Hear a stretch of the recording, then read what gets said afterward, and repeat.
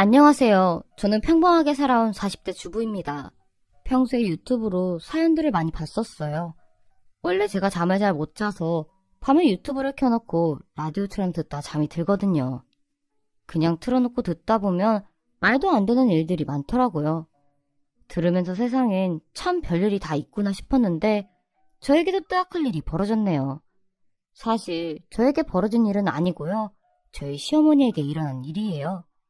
저희 시어머니는 환갑을 훌쩍 넘기셨는데 시아버님을 일찍 사별하고 혼자 지내셨습니다. 시아버님은 병으로 돌아가셨다고 하더라고요. 그래서 어머님은 간병을 오래 하셨고 남편은 누워있던 아빠의 모습만 기억한다고 했죠. 그리고 그렇게 오랫동안 병원에 누워있던 시아버님은 남편이 중학생일 때 돌아가셨고 그 이후로 시어머니는 혼자 남편과 아가씨를 키우셨다고 했습니다.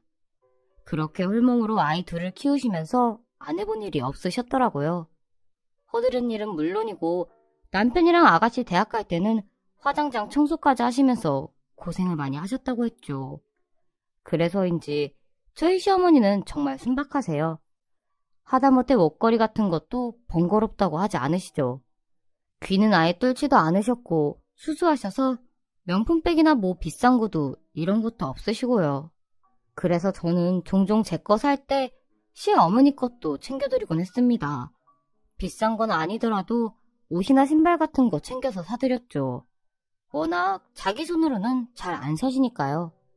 그리고 제가 새 옷이라도 챙겨드리면 시어머니는 너나하라고 한사코 만류하셨습니다. 제가 아니라고 어머님 드리려고 일부러 2개 산 거라고 해야 못내 고마워하시면서 받으실 정도였죠. 보통은 저희 나이 때 결혼하면 어떻게든 시집에 스트레스를 받잖아요. 그런데 저는 정말 그런 게 없었어요. 일부러 눈치 주는 것도 없으셨고요. 또 제사를 지낼 때도 본인이 하시는 게 마음이 편하다며 제 손을 거치지 않으셨습니다. 저도 도와드리긴 하지만 시어머니 자체가 뭘 시키시는 스타일이 아니에요. 반면에 제 친정엄마 같은 경우는 뭘 하나 자기 손으로 하질 않으시죠. 주변에 이거 가져와라, 저거 뒤집어라 엄청 시키시거든요. 그래서 어쩔 때 보면 새언니들이 참 힘들겠다 싶을 때도 있었죠. 그러나 시어머니는 그냥 혼자서 다 하셨습니다. 같이 있는 사람을 편하게 만들어주시는 스타일이랄까요? 아무튼 전 정말 큰 스트레스 없이 시집와서 적응했던 것 같아요. 사실 남편과 결혼할 때 홀 어머니라는 사실을 알고 고민을 했었거든요. 결국 제가 모시게 되진 않을까, 그리고 노후 대비도 안 되어 있을 텐데 괜찮을까, 좀 그랬네요. 저희 남편이 유일한 아들이거든요. 남편 위로 아가씨가 계시긴 하지만 보통 남자들이 모시잖아요. 그런데 저희 시어머니는 처음부터 딱 잘라 말씀을 하셨죠. 내가 너희 호강시켜줄 돈은 없지만 그래도 보험이며 생활이며 걱정 없다. 나 신경 쓰지 말고 아껴서 너네나 잘 살아라. 나는 지금 혼자가 편하니 모실 생각도 하지 말고. 그때가 제가 처음 시집 왔을 때니까 거의 15년쯤 전인데 솔직히 지금이야 이런 시어머니들 많잖아요. 근데 그때까지만 해도 당연히 시어머니 모시는 일이 더 많았거든요. 게다가 저희 시어머니는 말씀만 그렇게 하신 게 아니라 정말 자식 내외에게 손을 벌리지 않으셨죠. 사실 한 3년 전쯤에 저희 시어머니가 빙판길에서 넘어지시는 바람에 꼬리뼈를 다치셨거든요. 그래서 병원에 한 2주 정도 누워 계셨는데 그때도 보험으로 간병인을 쓰셨어요. 제가 옆에 있겠다고 해도 한사코 됐다고 하시더라고요. 시어머니는 자기가 오랫동안 아픈 남편을 병간호하면서 너무 힘들었대요. 그래서 더 유난스럽게 자식들 고생 안 시키려고 하시더라고요. 그러나 시집와서 세월이 흐르고 또 저도 아이를 낳고 하니 시어머니가 점점 짠해졌습니다. 어쨌든 피 한 방울 안 섞였지만 세월이 흐를수록 저도 정이 들고 그래서 더 찾아뵙고 했었죠.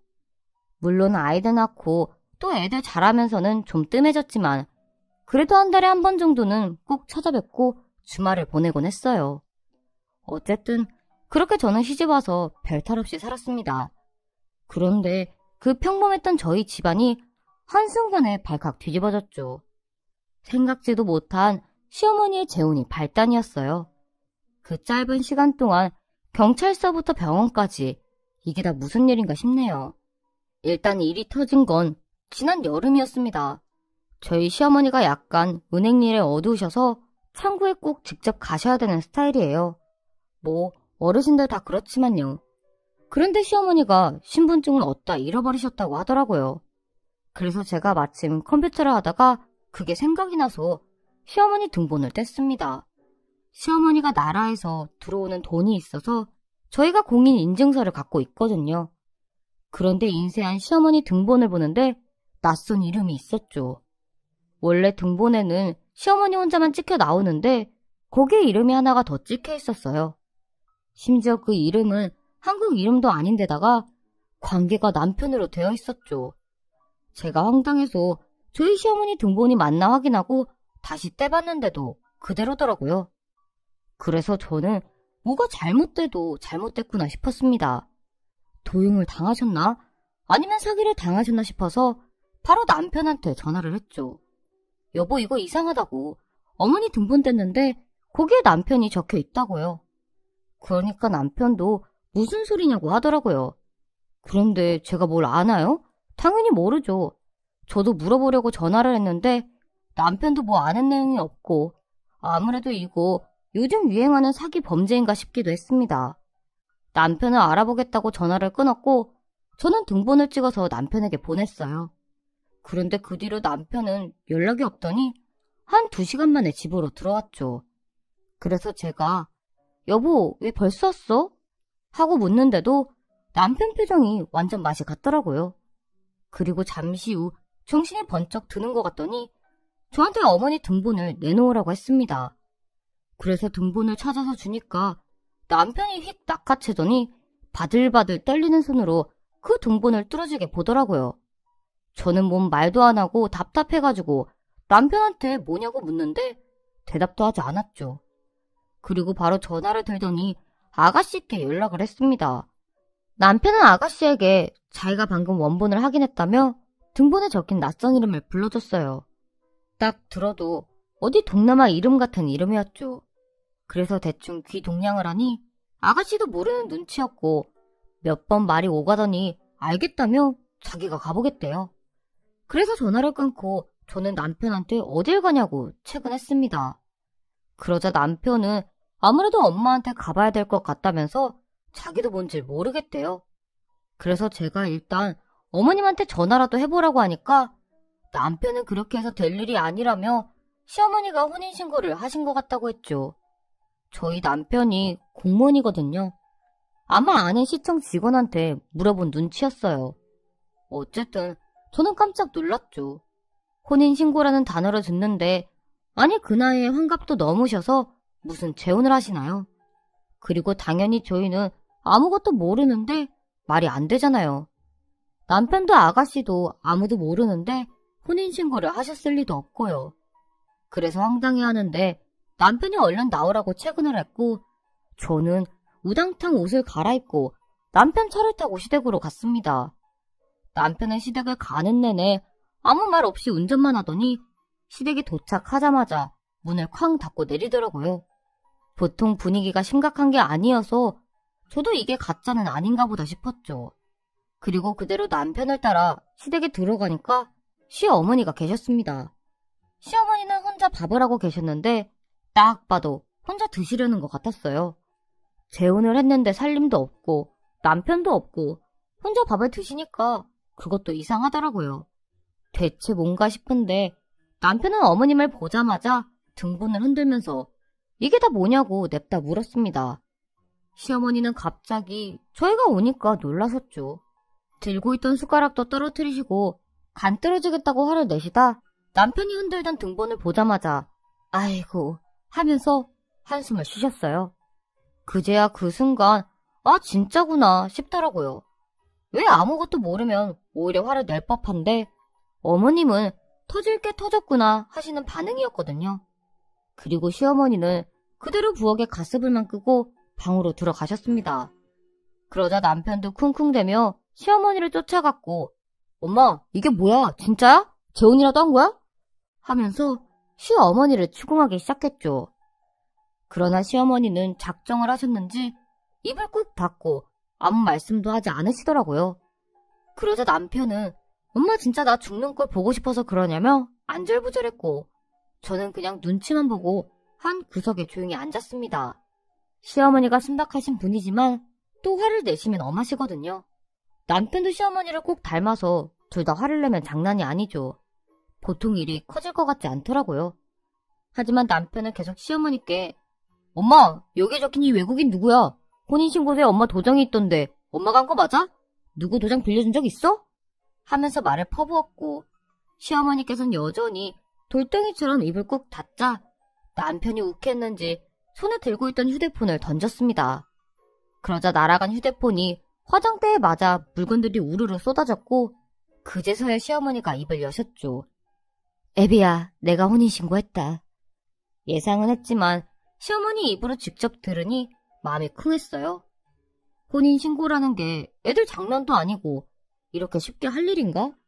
시어머님은 참 강단이 있고 현명하신 분이라고 생각했는데 왜 그러셨을까 하는 마음에 참 많은 말들이 떠올랐죠. 남편이라고 다르지 않았겠지만 남편은 그냥 묵묵히 시어머니의 이야기를 기다렸어요. 그리고 입을 연 시어머니는 자초지종을 이야기하시기 시작했습니다. 어머니 등본에 있던 그 낯선 이름은 방글라데시 사람이었어요.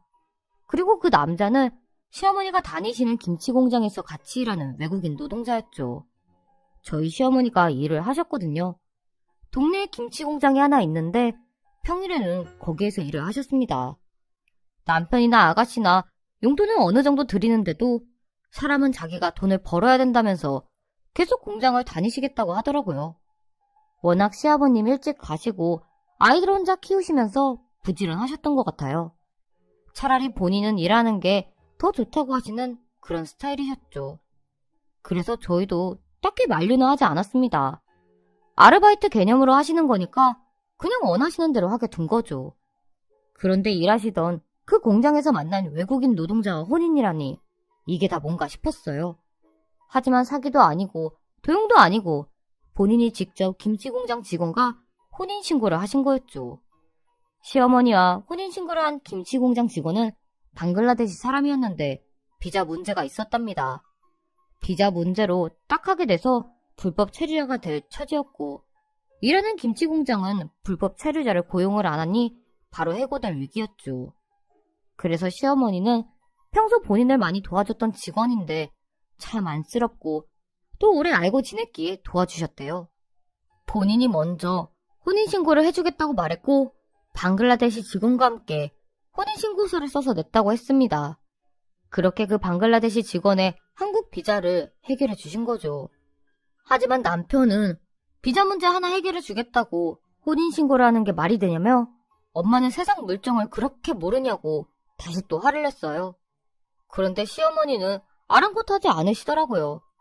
시어머니는 남편에게 공장에서 알고 지낸 지 벌써 몇 년인데 그리고 걔가 피부색이 까매서 그렇지 어지간한 한국 애들보다 건실하다. 내가 해주겠다고 했지 걔가 해달라고 한 적도 없어. 라고 하시면서 서랍장을 뒤져 종이를 한 장 꺼내셨죠. 그리고 저희에게 그 종이를 넘겨주셨는데 시어머니가 건넨 종이는 각서였어요. 그 각서에는 비자 문제를 위해 결혼하며 법적 남편으로서 행동하지 않겠다고 적혀 있었죠.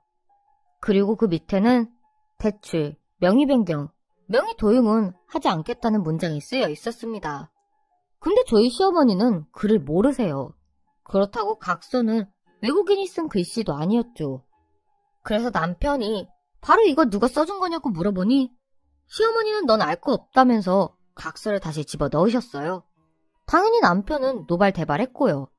이런 각서 아무 의미도 없는 거 뭘 믿고 혼인신고를 해줬냐고요. 그리고 그 사람이 엄마 이름으로 대출이라도 받으면 어쩔 거냐면서 화를 냈습니다. 생각해보니 또 그래요. 가짜로 혼인신고한 거라는 각서가 대체 무슨 효력이 있겠어요. 위장 결혼했다는 증거만 되겠죠. 그래서 저도 슬슬 머리가 아파오더라고요. 한사코 시어머니는 걔는 그럴 사람이 아니라고 하면서 그냥 좀 냅두라고 하는데 말이 되나요? 결혼이 그냥 애들 장난도 아니고 금전적으로나 이래저래 법적으로 다 얽혀있는 사이인데 막말로 그 사람이 사채라도 잔뜩 쓰고 도망가면 그것도 답이 없잖아요. 그래서 그렇게 한참 남편이 노발대발하는데 시어머니는 그냥 이부자리에 돌아 누우셔서 남편을 싹 무시하셨습니다. 자기가 그런 것도 모르고 결정을 했겠냐고 딱 한마디 남기시고는 그냥 돌아 누우셨죠. 남편이 말을 해도 대답도 안 하고 소리를 질러도 반응도 하지 않으시고요. 그래서 결국 남편이 방구석에 있던 걸레통을 집어 던지고는 시댁을 나가버렸죠. 저도 따라 나가려다가 그래도 정리를 해야 할 것 같아서 대충 걸레를 모았어요. 그런데 시어머니가 갑자기 저에게 애미야, 나 그렇게 뒷방 늙은이 아니다 라고 하시는 거예요. 아이고, 제가 뭘 어쩌겠어요. 그때는 그냥 네 하고 나왔네요. 그리고 남편이 시동을 걸고 차 안에 있길래 저도 탔지만 저희가 무슨 말을 하겠어요. 당장 법적으로 시아버지가 생겼는데 누군지도 모르고 심지어 외국인 노동자예요. 방글라데시 사람인데 뭐 말이나 통하겠나 싶더라고요. 도대체 어머니가 무슨 생각으로 혼인신고를 하셨나 그 생각밖에 안 드는데 남편이 길을 이상하게 들기 시작했죠. 그래서 어디 가냐고 하니까 그 김치 공장을 간대요. 공장에 그 외국인 노동자가 있을 거 아니냐고 하면서 그 새끼를 봐야겠다고 하더라고요. 시간은 이미 저녁 8시를 훌쩍 넘겼는데 방글라데시 직원이 공장에 있을 리가요. 그래도 이미 폭탄이 된 남편을 건들 수가 없어서 저는 조용히 있었습니다. 그리고 김치 공장에 도착했는데 당연히 공장은 닫혀있고 차도 들어갈 수가 없었죠. 그런데 남편은 대충 차를 대고 내려서는 정문에 있는 경비실로 가더라고요. 그리고는 뭐라 대화를 나누더니 공장 안으로 들어갔습니다. 저는 그냥 차에서 기다릴까 하다가 괜히 남편 혼자 보내면 큰일 날 것 같아서 뒤늦게 쫓아갔죠. 그렇게 경비실을 지나는데 경비 아저씨가 어떻게 왔냐고 묻더라고요. 남편을 따라왔다고 하니까 아니 이 밤에 무슨 일이냐고 저한테 되려 묻는 거예요. 남편은 이미 저 멀리 가 있고 제가 마음이 급해서 등본에 적힌 이름을 대충 말했죠. 언뜻 생각이 나는 대로 말했는데 대본의 아저씨가 아, 그 방글라데시? 하면서 근데 걔는 왜 찾냐고 하더라고요. 사실대로 말을 할 수도 없고 해봐야 말만 길어질 것 같아서 그냥 좀 볼 일이 있다고 하고는 지나치려는데 경비 아저씨가 걔는 진짜 성실한 앤디 무슨 일을 저질렀나? 하시더니 걔는 여기 없어요. 여기는 혼자 사는 애들만 있지 결혼한 사람들은 다 따로 나가 살지 하셨죠. 그래서 제가 황당해서 네?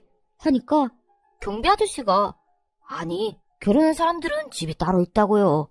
그 방글라데시는 애도 있고 집사람도 있고 따로 살아요. 저 공장 옆에 원룸촌에 라며 공장 옆을 가리켰습니다. 그러니까 시어머니랑 혼인신고를 한 그 방글라데시 직원이 심지어 여자랑 결혼해서 애도 있다는 거예요. 아니 좀 전까지 시어머니랑 혼인신고한 거로 난리를 치고 왔는데 결혼해서 애도 있는 사람이라니 이게 말이 되나요? 제가 황당해하고 있는데 남편이 다시 공장에서 나오더라고요. 저는 이 상황을 어떻게 해야 하나 감당이 안 되는데 그렇다고 이 사실을 말을 안 할 수도 없고 미칠 지경이었죠. 그런데 제가 말할 필요도 없었어요.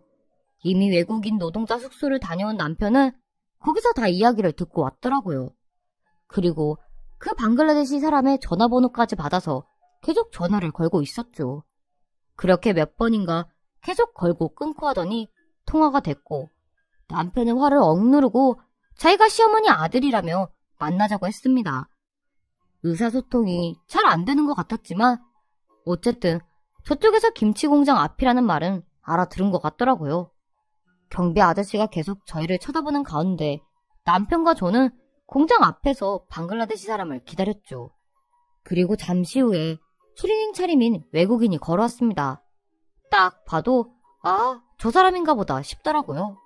그때부터 저는 마음이 너무 조마조마해서 남편이 주먹 다짐이라도 하면 어쩌나 그래도 경비 아저씨가 있으니까 다행인가 이 생각만 계속했습니다. 갑자기 너무 짧은 시간에 일이 훅훅 터지니까 정신도 없더라고요. 그런데 갑자기 아가씨한테 전화가 왔어요. 아가씨는 엄마도 오빠도 통화가 안 된다면서 대체 무슨 일이냐고 저한테 묻더라고요. 그래서 안 믿기겠지만 어머니가 같은 공장 다니는 외국인 직원을 혼인신고로 등본에 올려준 것 같다고 말을 했죠. 그러자 아가씨는 재차 저에게 묻더라고요. 법적으로 혼인신고를 마친 거냐? 그럼 엄마가 재혼을 한 거냐? 막 물어오는데 안 그래도 복잡한 마당에 아가씨까지 전화를 붙들고 물어대니 두통이 오는 것 같았죠. 그래서 약간 어지러웠는데 갑자기 뒤에서 악! 소리가 났습니다. 그리고 뒤를 돌아봤을 땐 남편과 그 방글라데시 직원이 땅바닥에 나뒹굴고 있었어요. 경비 아저씨는 아이고 하시면서 나오셨고 남편은 방글라데시 직원을 붙잡고 땅바닥에 넘어진 채로 뒹굴더니 발로 차고 팔로 때리고 개싸움이 벌어졌죠. 저는 당장 달려가서 남편에게 붙어서 말렸습니다. 이리저리 남편을 붙들고 말리려는데 힘으로 도저히 안 되겠더라고요. 결국에 저는 남편 힘에 붙여 튕겨져 나왔고 남편은 이 사기꾼 같은 새끼가 남의 나라에 와서 세금도 안 내는 새끼가 하면서 방글라데시 직원의 멱살을 잡고 매달렸죠. 처음에 방글라데시 직원은 누구세요? 살려주세요! 하면서 남편을 밀어냈어요. 그런데도 남편이 옷을 잡고 늘어지니 방글라데시 직원은 긴 팔을 막 휘두르더라고요.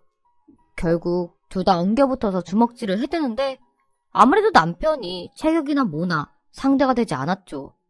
그래서 어쩌나 저는 발을 동동 구르다 경비 아저씨께 갔습니다. 좀 말려달라고요. 경비 아저씨!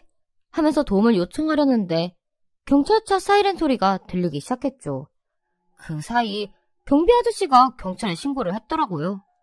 곧 경찰차가 왔고 순경들이 내리더니 남편이랑 방글라데시 직원을 뜯어놨습니다. 그래도 남편이 계속 소리를 지르고 흥분을 하니까 결국은 서해 데려간다고 하면서 경찰차에 태워갔죠. 저는 발만 동동 구르다가 남편 차를 몰고 경찰서로 따라갔어요. 그리고 운전을 하려고 운전석에 앉는데 갑자기 무릎이 아픈 거예요. 보니까 무릎이 이만큼 쓸려서 피가 나는 게 보이더라고요. 어찌나 정신이 없었는지 다치는 것도 몰랐네요. 그렇게 아픈 무릎을 부여잡고 경찰서로 들어가니 그제야 방글라데시에서 왔다는 그 남자 얼굴이 보이기 시작했습니다. 까맣긴 한데 흑인처럼 까맣지는 않더라고요. 키도 크고 팔다리도 긴데 몸은 말라서 더 길쭉해 보이는 인상이었죠. 이목구비도 부리부리했고 전형적인 외국인 노동자 같은데 저는 좀 무섭더라고요. 그 와중에 그 사람이며 남편이며 땅바닥에 구르면서 얼굴이며 옷이며 다 쓸려 있었고요. 남편과 방글라데시 직원은 멀찍이 떨어져 앉아 있었는데 경찰들이 둘이 무슨 관계냐고 물었습니다. 그리고 조서인지 뭔지 서류를 쓰는데 참 기가 막혔죠. 무슨 관계냐고 경찰은 물어대는데 남편은 대답을 못했어요. 저희가 뭐라고 하겠어요. 법적으로는 아버지고 아들이잖아요. 그래서 경찰들이 남편 신분증을 가져가서 컴퓨터로 쓰고 있는데 제가 가서 그랬죠. 시어머니가 저 외국인이랑 재혼을 하셔서 법적으로는 가족이니 저희가 알아서 해결하겠다고요. 그랬더니 경찰들이 어이가 없는지 막 웃더라고요. 외국인이라 나이가 가늠은 안 되지만 딱 봐도 어려 보이는 방글라데시 사람이 아버지고 남편은 아들로 기록이 나오니 다들 황당해했죠. 그리고 경찰들은 훈방 처분을 하려면 가족이 동의를 해야 한다는데 저는 며느리고 현장에 있었으니 안 된다고 했어요. 결국 경찰은 시어머니를 불렀고 경찰서로 온 시어머니는 파출소에서 몇 번이나 고개를 숙이셨습니다. 시어머니나 저나 그 자리에서 얼굴을 못 들겠더라고요. 남편도 창피했는지 일단 나가서 이야기하자고 마무리를 지었죠. 그러나 파출소를 딱 나와서 이제 뭘 어쩌나 싶었어요. 경찰서 앞에서 또 큰 소리를 낼 수도 없잖아요. 그래서 저는 일단 여기서 소란스럽게 하지 말고 시댁으로 가자고 말씀을 드렸죠. 그랬더니 시어머니는 조용히 가자면서 뒷자리에 타셨습니다. 그리고 시어머니가 차에 타는데 그 방글라데시 사람은 우물쭈물했어요. 그러자 시어머니는 그 외국인 이름을 부르더니 너도 타라고 하셨죠. 쭈뼛대던 그 남자도 시어머니 옆자리에 탔고 저희는 시댁으로 향했습니다. 운전은 제가 했는데 가는 동안 남편이 차에서 울더라고요. 솔직히 저야 며느리고 아무리 가족이라지만 남편은 핏줄이잖아요. 제가 옆에서 뭐라고 해줄 수도 없고 참 마음이 그렇더라고요. 수습은 안 되고 남편은 이성을 잃었고 다시 생각해도 그날은 정말 끔찍했습니다. 그렇게 차를 몰고 시댁으로 갔더니 아가씨도 와 있더라고요. 제 전화를 받고는 정신없이 나오신 모양이었죠. 아가씨는 시어머니한테 이 남자 대체 뭐냐고 하면서 저희가 그랬듯이 황당해했습니다. 그러자 남편은 아가씨한테 엄마가 재혼을 하셨대. 불법 체류자가 딱 해서 애도 있고 여자도 있는 남자랑 재혼을 하셨댄다. 라고 말했고 아가씨는 엄마 미쳤냐면서 소리소리를 질렀죠. 그 뒤는 더 말할 것도 없이 그냥 난장판이었어요. 남편이 흥분하면 아가씨가 말리고 아가씨가 흥분하면 남편이 말리면서 대화는커녕 그냥 소리 지르고 울고 그랬죠. 한창 실랑이를 하다가 다들 지쳐서 밤 11시가 넘었고 그제야 말이 오고 가기 시작했습니다. 더 이상 화낼 힘들도 없으니 대화가 되더라고요. 방글라데시 사람은 더듬더듬 말을 했는데 들어보니 애초에 시어머니는 이 남자가 가정이 있는 것도 알고 계셨대요. 같은 김치 공장에서 일하는 네팔 여자랑 한국에서 만나 같이 살았는데 얼마 전에 덜컥 아이가 태어났대요. 그래서 방글라데시로 돌아가려고 했는데 돈이 부족했고 그래서 돈을 벌고 나면 같이 방글라데시로 갈 거니까 그때까지만 눈을 감아달라고 하셨죠. 그리고 아가씨랑 남편은 정색을 하고 안 된다고 했지만 방글라데시 남자는 그냥 빌었어요. 자기 쫓겨나면 안 된다고 아이도 있다고 서투른 한국말로 사정을 하더라고요. 시어머니는 가만히 지켜보시더니 예, 됐다. 오케이야 오케이. 내가 알아서 하니 걱정 마라. 라며 방글라데시 남자를 달래셨죠. 그리고 그 모습을 처음 본 아가씨는 엄마! 진짜 내 엄마 맞아? 엄마 미쳤어? 치매야? 라고 화를 냈고 남편은 그런 아가씨에게 엄마 미쳤어. 가자. 이제 엄마 우리 엄마 아니야. 하며 자리에서 일어섰습니다. 남편은 아가씨까지 데리고 일어섰고 급기야 집을 나서더라고요.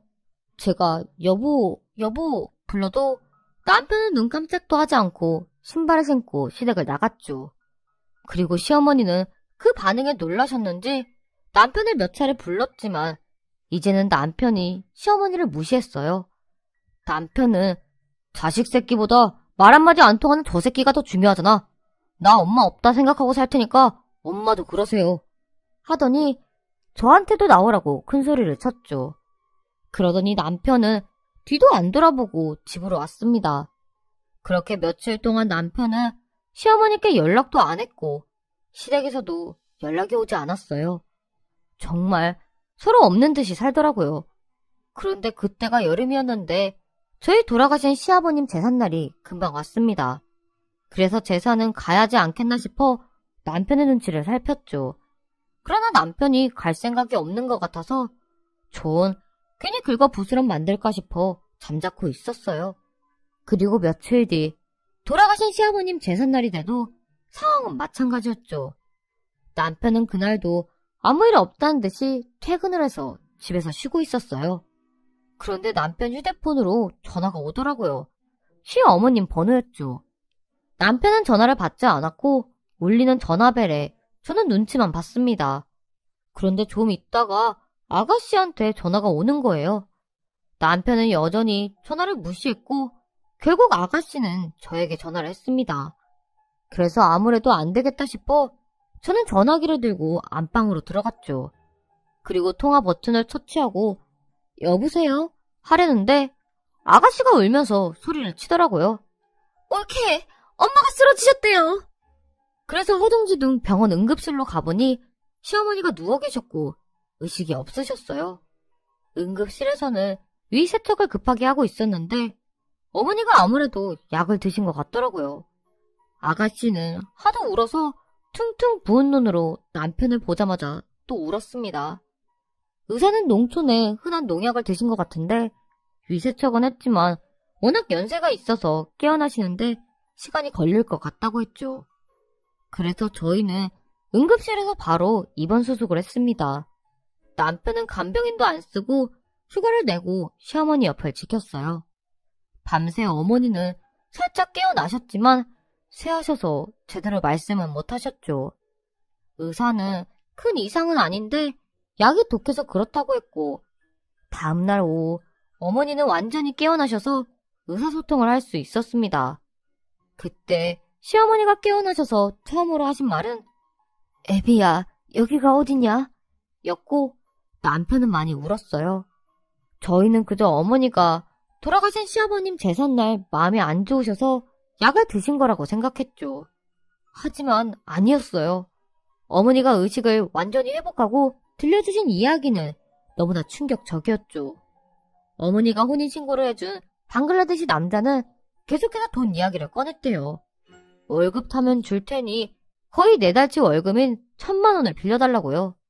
하지만 어머니는 그건 절대 안 된다며 돈을 빌려주지 않겠다고 하셨고, 다행히 혼인신고를 해도 국적 취득이며 이래저래 2년 정도는 있어야 뭘 할 수 있대요.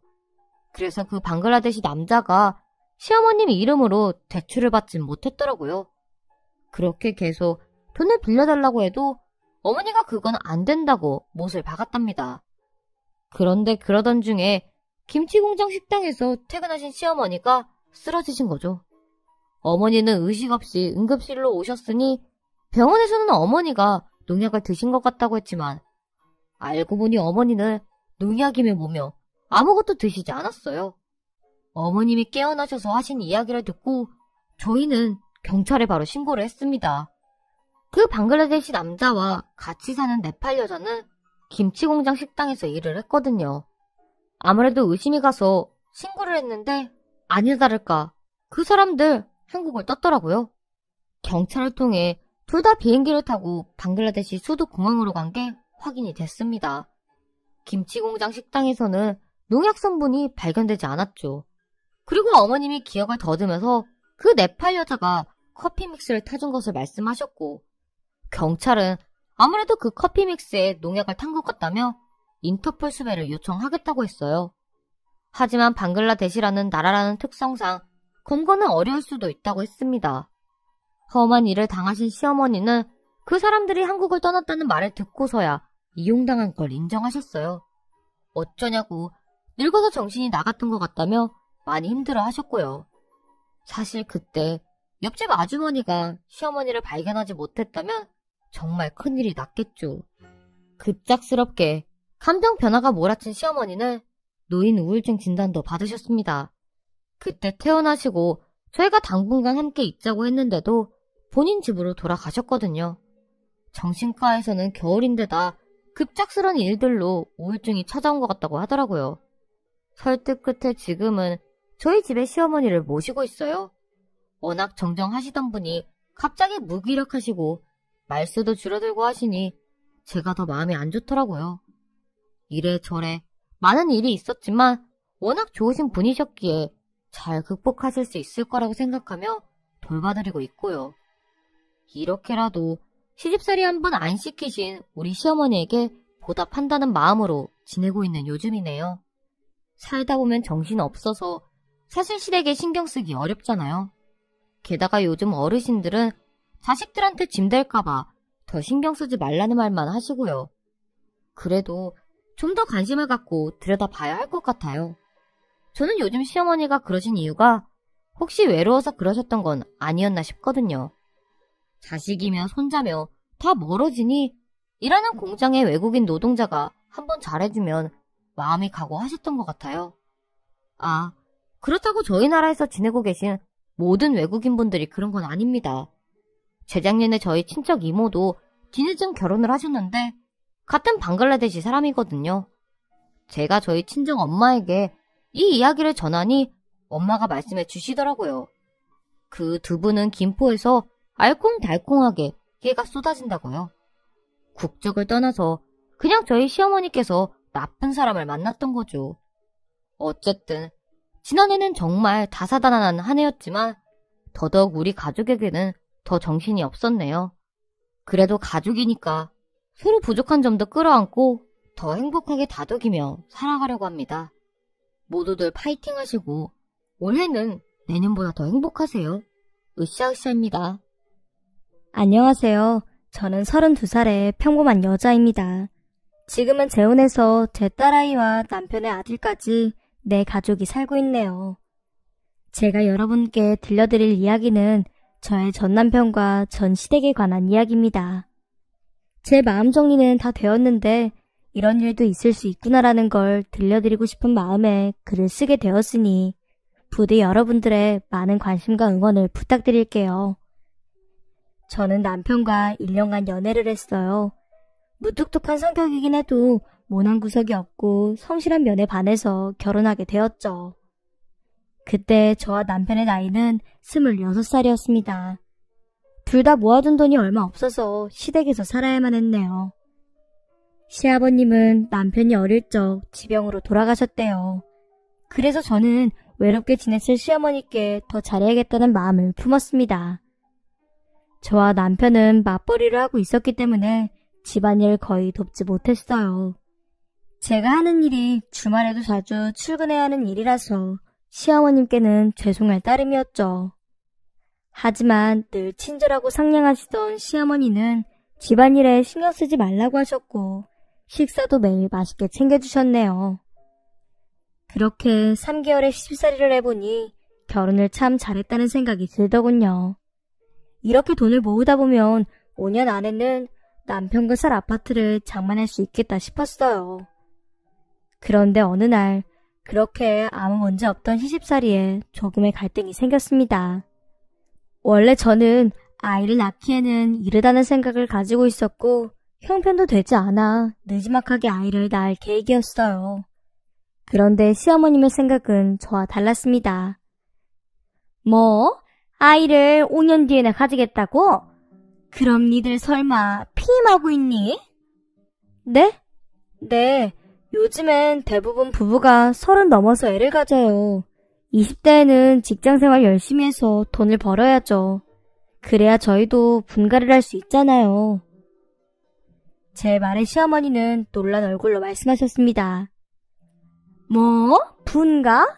그럼 이 넓은 집에서 나 혼자 살라는 말이니? 그러지 말고 여기서 살아라. 니들이 버는 돈은 애 키우는 데 쓰면 되잖니. 안 그래? 그러니까 빨리 아이를 가지란 말이야. 안 되겠다. 이따 아범 오면 다시 얘기하자. 얼마 후 저보다 늦게 퇴근한 남편이 집에 들어오자 시어머님의 손주 이야기는 계속 되풀이되었어요.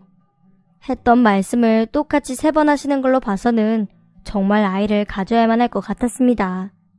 그게 아니면 당장 분가를 해야 하는데 저희 부부에게는 그럴 돈이 없었죠. 그리고 말이다. 꼭 아들을 낳아야 한다. 알겠니? 요즘 젊은 사람들은 아들, 딸 구분 없이 하나만 낳아서 잘 키우자고 하는데 아들이 없으면 누가 제사를 지내주겠니? 딸 자식들은 나중에 다른 집안 사람이 되는 거야. 세아가, 내 말 이해하겠지? 아범 너도 엄마 마음 알겠지? 엄마, 지금이 조선시대도 아니고 무슨 아들 타령이에요. 이 사람이 만약 아들 못 낳으면 쫓아내실 거예요? 무슨 말이 그렇냐? 내가 설마 이 예쁜 며느리를 버리겠어? 그리고 시어머님은 저희가 늦게 아이를 갖는다는 것에 관해 말씀하셨어요. 너희 피임한다며? 피임약이 여자한테 얼마나 안 좋은 줄 아니? 나중에 불임이 될 수도 있단 말이야. 더 말할 거 없다. 올해 안으로 임신을 해야 한다. 또 피임 이야기가 나오면 둘 다 이 집에서 나가야 할 것이야. 난감한 표정을 지은 저와 남편은 방으로 돌아가 다시 이야기를 나누었습니다. 자기야, 우리 진짜 아이 가져야 해? 내 나이 26이라고. 한창 돈 벌어도 시원찮을 판에 아기가 무슨 말이야. 당신 어머님 말씀에 따르려는 건 아니지? 제 말에 남편은 눈을 감고 생각을 정리하는 것 같았어요. 그리고 남편은 곧이어 입을 열었습니다. 자기야, 우리 아이 갖자. 엄마 입에서 빈말이 나온 적은 없어. 아이를 못 가지면 우릴 내쫓는다는 말은 진심일 거야. 우리가 지금 길바닥에 나앉게 생겼는데 그렇게 해야지. 그리고 아이 낳으면 엄마가 봐주실 거야. 당신 커리어에 금이 갈 일은 없을 거라고. 뭐? 그럼 당신도 어머님 생각과 같다는 거야? 미치겠다. 애 낳으라고 하면 뭐 하늘에서 뚝 떨어져? 게다가 아들을 낳으라니 이게 말이 돼?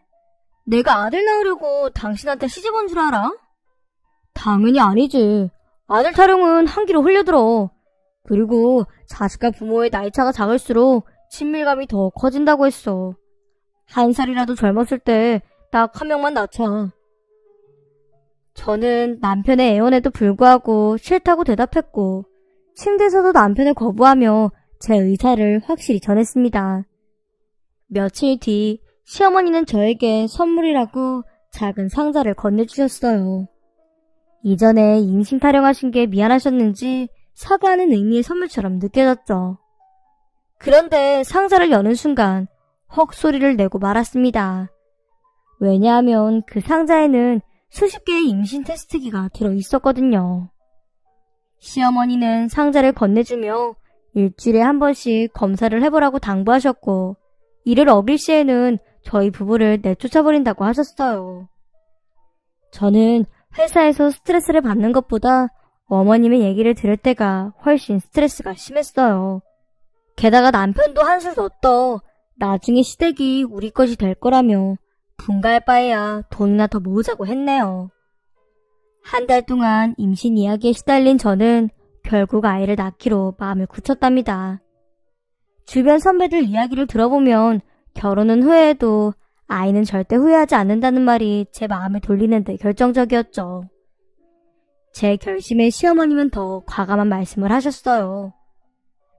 나는 귀가 어두워서 잘 못 들으니까 너희가 방에서 무슨 짓을 해도 못 듣는단다. 나 때문에 눈치 보지 말고 부부관계를 하도록 해. 그래도 찝찝하면 텔레비전 볼륨을 최대로 하고 있으마. 그러니까 모텔이나 호텔 같은 곳은 가지 말아라. 알겠지, 새아가? 저는 제 귀를 의심했어요. 시어머님은 저희 부부가 시어머님 눈치를 보며 늦은 밤에만 부부관계를 한다는 걸 알고 계신 것처럼 말씀하셨죠. 어머님, 너무 민망하네요. 그런 건 저희가 알아서 할게요. 민망할 게 뭐 있어? 하늘 봐야 별을 따는 게 세상의 순리 아니냐? 나중이라도 나 때문에 임신을 못한다는 변명하지 말고 내가 하라는 대로 해. 수치심을 느낀 저는 고개만 대충 끄덕였습니다. 그렇게 아이를 가지기로 한 저희 부부는 매일 밤 사랑을 나누었어요. 남편이 적극적으로 나와 이전보다 더 뜨거웠고 행복한 잠자리를 가지게 되었죠. 그리고 3주 뒤 시어머니가 그토록 바라던 아이를 가지게 되었습니다. 시어머님이 선물해주신 임신 테스트기로 임신 사실을 알게 되었고 산부인과에 가서 임신 확인을 받았답니다. 시댁으로 돌아가 저는 제 임신 사실을 시어머님과 남편에게 알렸어요. 그리고 그 소식을 들은 두 사람은 날듯이 기뻐했습니다. 새아가 잘했어. 그런데 사내 아이냐 계집 아이냐? 엄마, 지금 그게 중요해요. 저희가 부모가 되고 엄마가 할머니가 되는 게 중요한 거지. 시어머니는 남편의 말을 듣지도 않으시고 제 입술을 보며 대답을 기다리셨어요. 글쎄요. 그런 건 아마 좀 더 있어야 확인이 가능할 거예요. 제 말에 시어머니는 그제야 미소를 지으시며 말씀하셨습니다. 그래. 어차피 아들이 나올 테니 걱정 말거라. 어머님이 그걸 어떻게 아세요? 시어머니는 제 물음에 태몽 이야기를 꺼내셨어요. 얼마 전 꿈에서 호랑이가 나왔는데 나를 뒤쫓아오더니 나에게 구슬 2개를 던져주고 사라지더구나. 그게 무슨 의미겠어? 아들이란 소리지. 어쨌든 수고했다. 이 시애미가 밥 차려주마. 조금만 기다려. 그래도 임신하고 좋은 점은 있었어요. 회사를 휴직하게 되어서 아침마다 치르는 전쟁을 할 필요가 없었고 늦게까지 늘어지게 자도 시어머니가 이해해 주셨죠. 밥도 거의 시어머니가 다 차려주셨어요. 제가 주방에 들어가면 제 배를 만지시며 우리 손자는 방에 들어가서 쉬고 있어. 밥 다 되면 할머니가 부를게요. 라고 장난을 치시기도 하셨지요.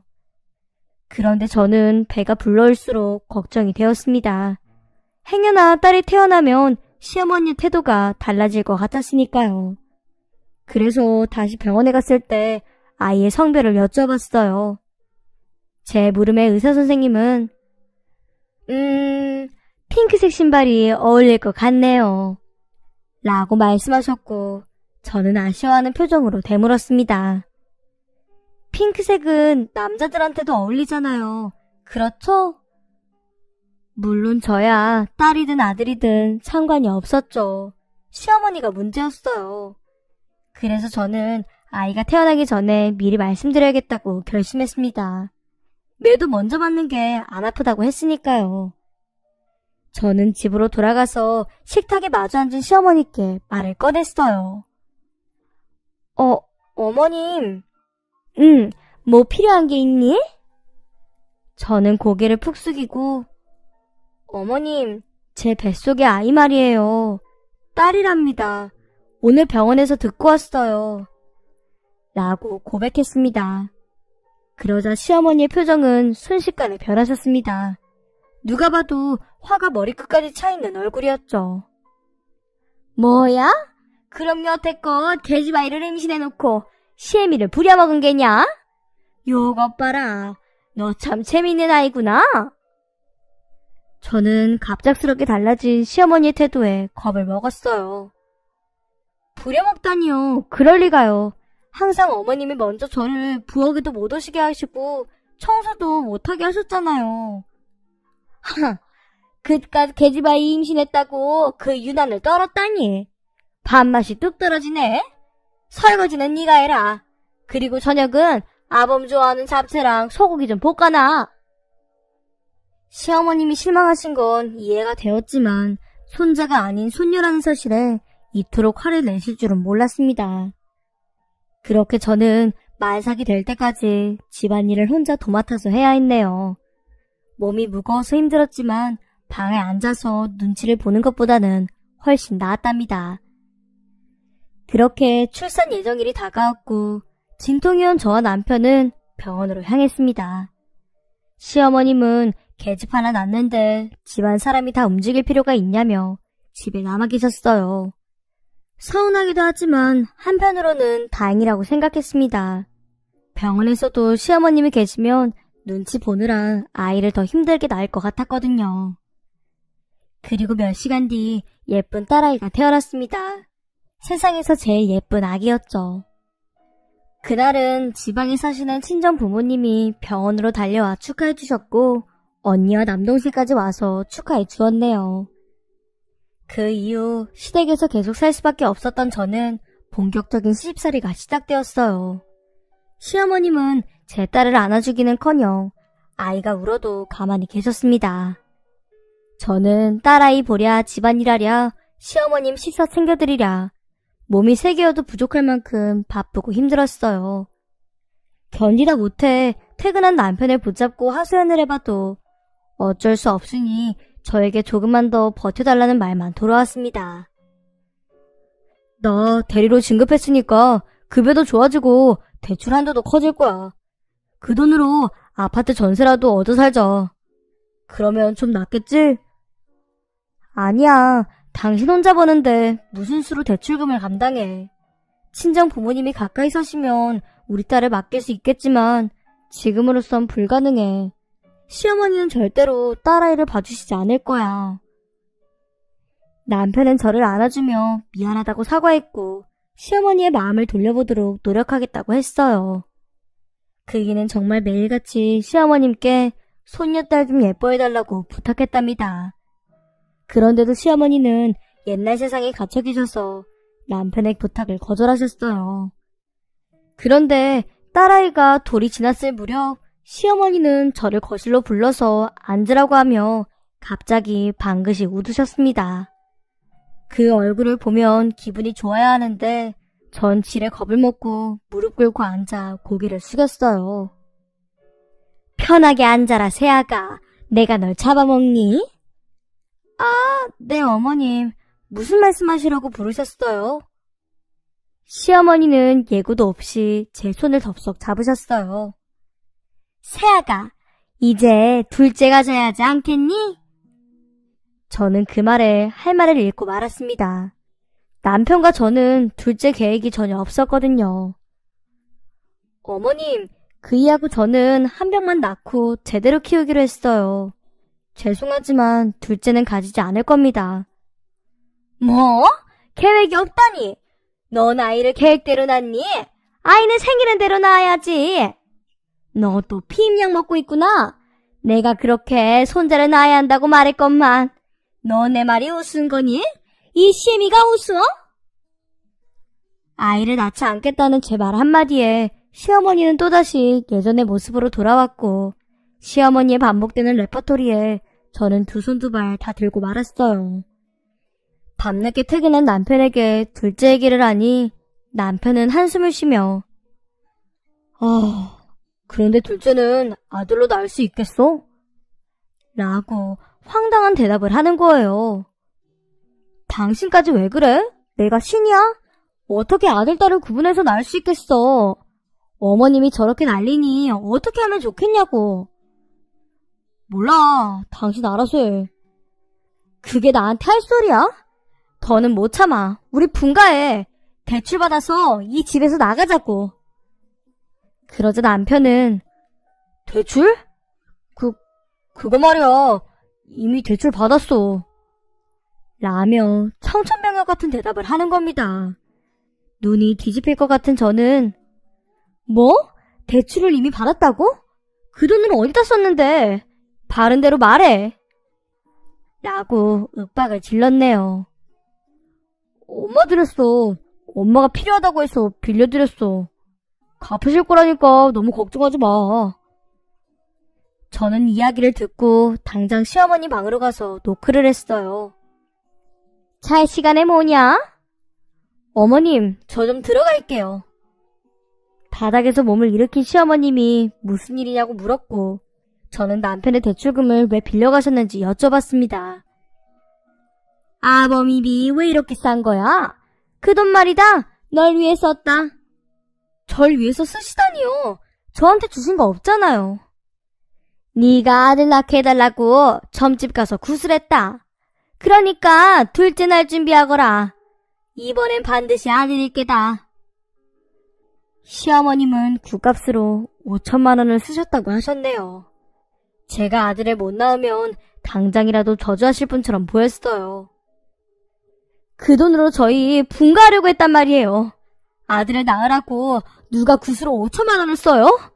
정말 이해가 되지 않는다고요, 어머님. 제 높은 언성에도 시어머니의 태도는 여전히 당당했어요. 이해하지 마라. 누가 이해해달랬니? 아들을 낳아달랬지. 어서 가서 네 남편이랑 잠자리나 제대로 해라. 시어머니와 더 대화를 나누었다가는 정신병이 걸릴 것 같더군요. 저는 방에서 나와 남편의 등짝을 또다시 때려주었고 영문을 모르는 남편에게 굿 이야기를 해줬네요. 뭐? 굿으로 5천을 쓰셨다고? 아, 미치겠네. 그럴 줄 알았으면 빌려드리는 게 아닌데. 아니다. 당신이 아들 낳으면 이 집 명의를 우리한테로 돌려주실지도 몰라. 그러니까 우리 둘째 가져보자. 철없는 남편의 말에 저는 한숨만 내쉴 뿐이었네요. 그럼에도 불구하고 저는 마음의 결정을 내려야만 했습니다. 둘째를 낳느냐 길바닥에 낳느냐 고민했죠. 며칠 동안 생각한 끝에 결국 저는 둘째를 낳기로 결심하고 남편과 둘째 만들기에 돌입했어요. 하지만 임신은 좀처럼 쉽게 되지 않았고 석 달이 지나도록 아이가 들어서지 않았네요. 시어머니는 눈만 뜨면 임신 테스트기를 내밀며 화장실을 다녀오라고 시켰고 저는 한 줄만 또렷이 나타난 테스터기를 보여드렸어요. 어떻게 된 게 임신이 안 되냐? 너 혹시 일부러 안 낳는 건 아니지? 아니에요. 정말 노력하고 있어요.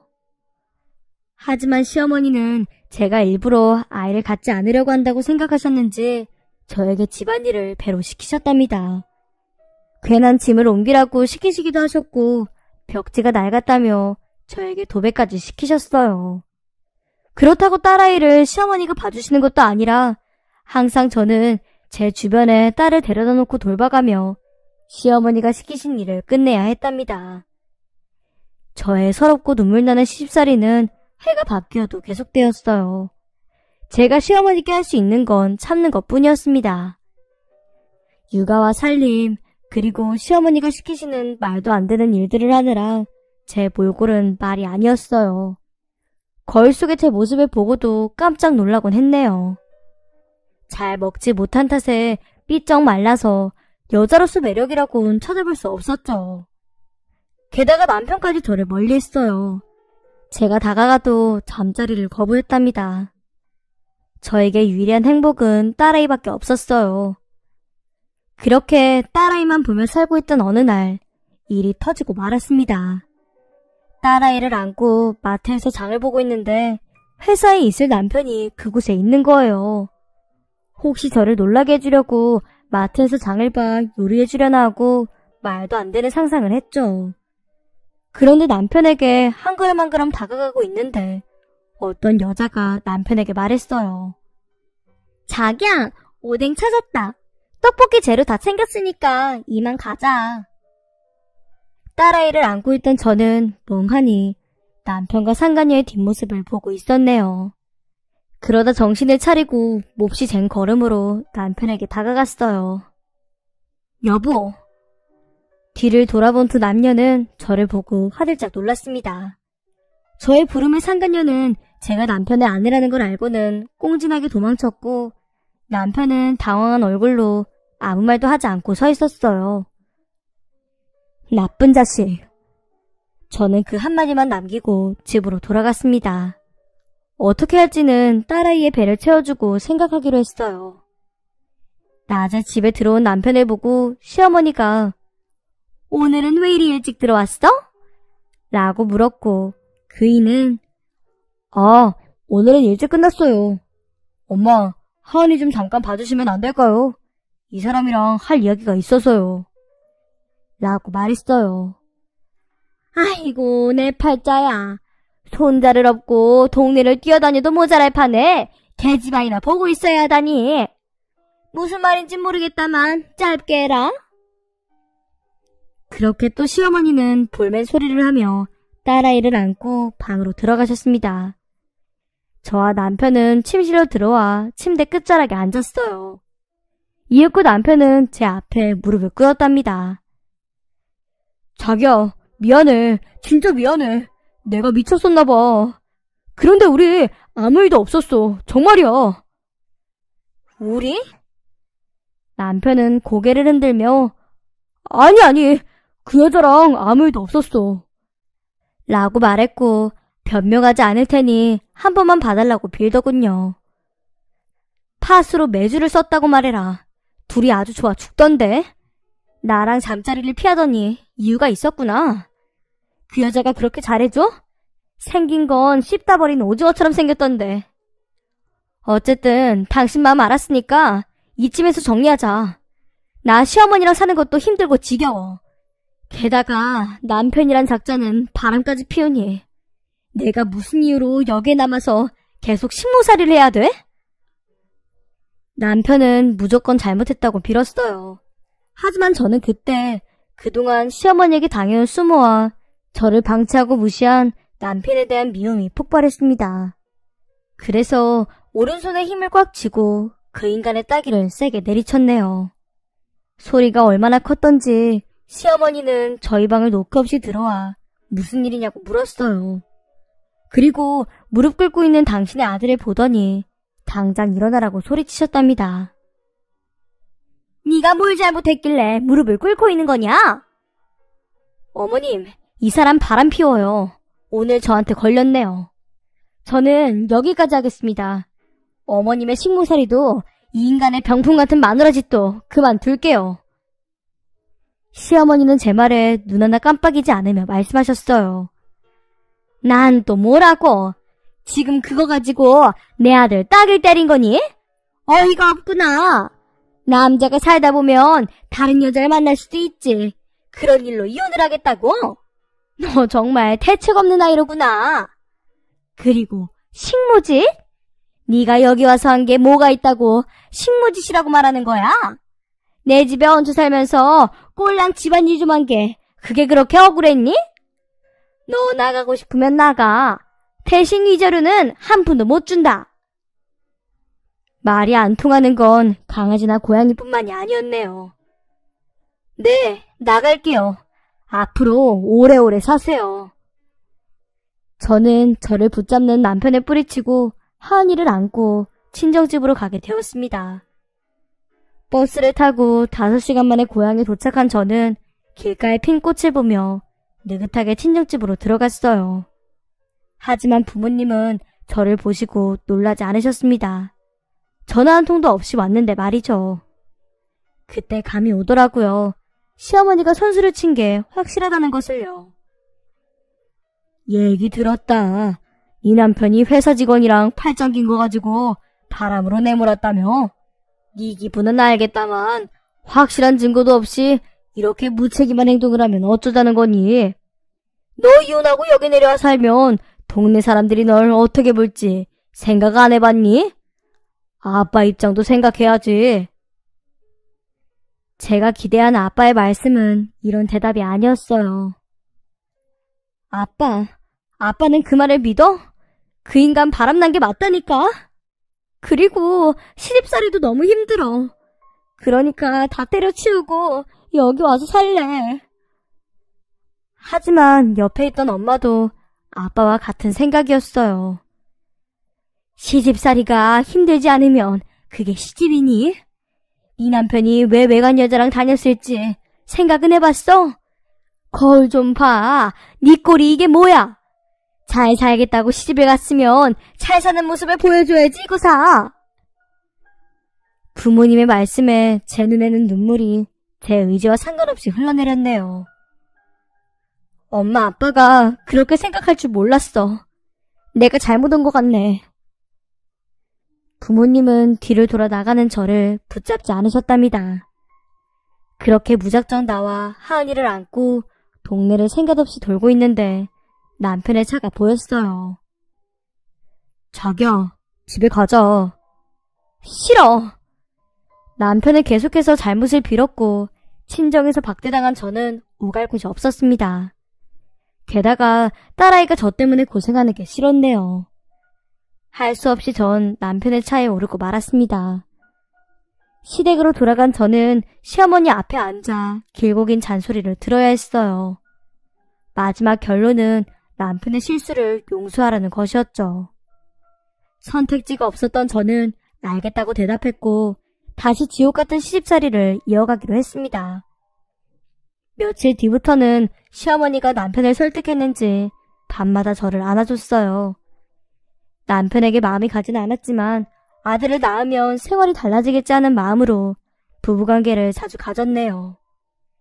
하지만 구판을 벌인 시어머니의 뜻과는 다르게 임신이 되지 않았습니다. 몇 달이 지나도록 말이죠.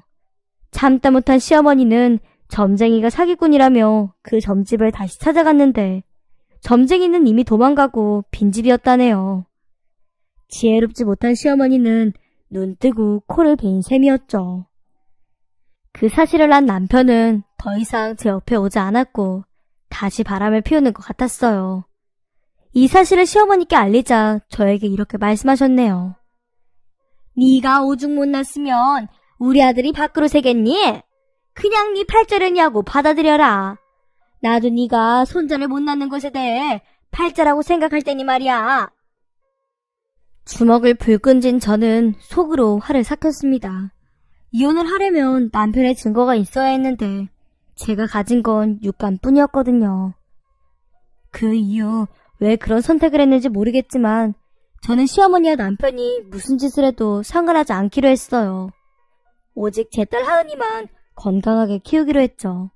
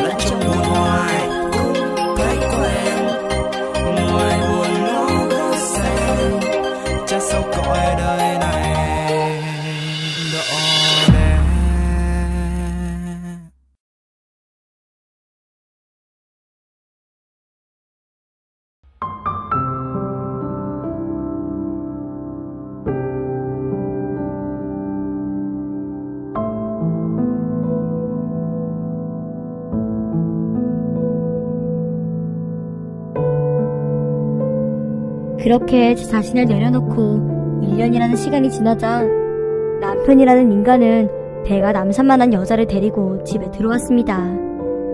시어머니는 상간녀를 보고는 잔뜩 머금은 웃음을 뿜으며 좋아했어요. 그래, 아들이냐 딸이냐? 네, 어머님, 아들이래요. 저는 지금 상황이 도저히 이해되지 않아 남편에게 따져 물었어요. 당신 지금 뭐하는 짓이야? 이게 말이 돼? 바람을 피우다 못해 애까지 배서 들어와? 얘, 너 무슨 말을 그따위로 하니? 네가 낳은 애만 내 손주인 줄 아니?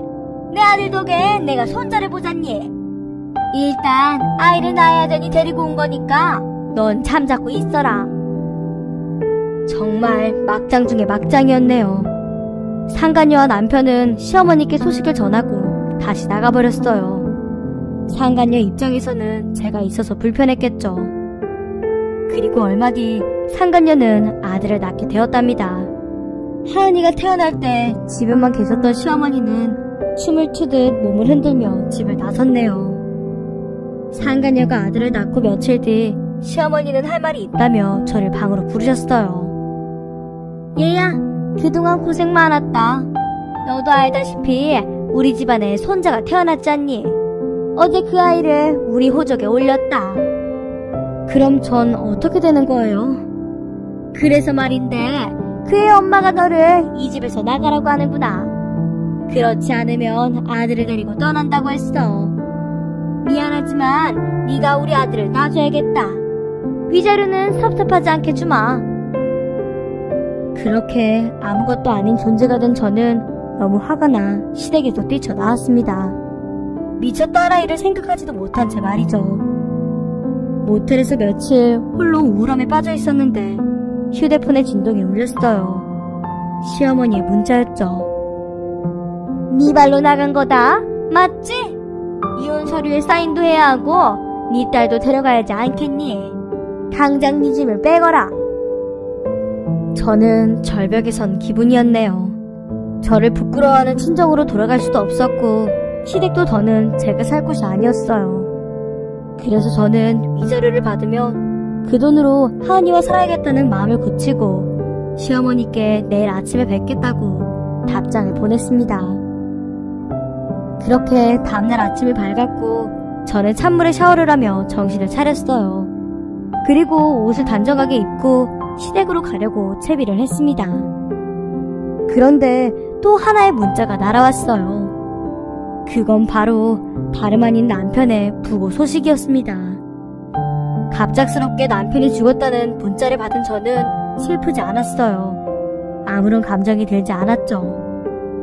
하지만 사람된 도리를 해야 할 것 같아 시댁으로 향한 발걸음을 장례식장으로 돌렸답니다. 그곳에는 시어머니와 상간녀가 슬픔에 잠겨 있었고 조문객들의 문상이 끊이지 않는 것 같았죠. 시어머니는 제 얼굴을 보며 나가라고 눈치를 주셨어요. 며느리가 둘이면 보기 안 좋을 것 같으니 저를 또 내쫓으신 거였죠. 그때 저는 제 딸아이가 생각났어요. 아무도 딸아이를 돌보지 않고 있다는 걸 알고 시댁으로 재빨리 갔습니다. 다행히 집에서는 가정부로 보이는 아주머니가 제 딸과 상간녀의 아들을 돌봐주고 있었습니다. 아, 애기들 엄마세요? 아니요, 딸아이의 엄마예요. 아들 엄마는 오늘 못 올 거예요. 저 오늘 짐 챙기러 왔으니 신경 쓰지 마시고 아이들 돌봐주세요. 그렇게 말하고 저는 집안에 있는 제 짐들을 챙기기 시작했어요. 불필요한 건 그냥 두고 갈 생각이었고요.